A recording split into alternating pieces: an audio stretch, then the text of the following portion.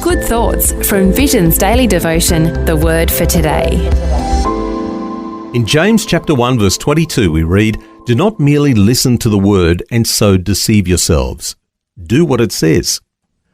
A pastor writes, "The Latin word for listen is where we get our word audit. When you audit a class, you take in lots of information, but you don't do anything with it. You don't do the homework, or if you do, you don't turn it in and get it graded.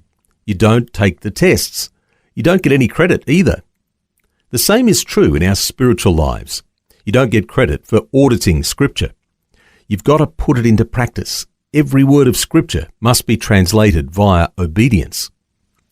In the Western world, we make a distinction between knowing and doing, but there's no such distinction in ancient Jewish thought. Knowing was doing, and doing was knowing. If you didn't do it, you didn't really know it. Knowledge isn't enough.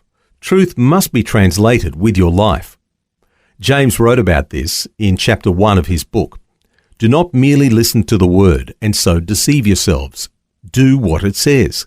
Anyone who listens to the word but doesn't do what it says is like someone who looks at his face in the mirror and after looking at himself goes away and immediately forgets what he looks like.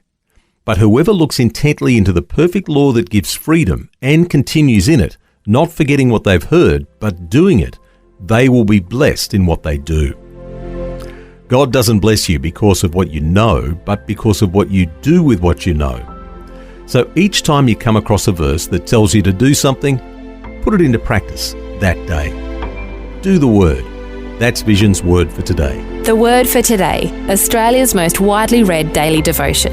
Read it, share it or subscribe. Free at vision.org.au or in the Vision app. Just another way Vision is helping you look to God daily.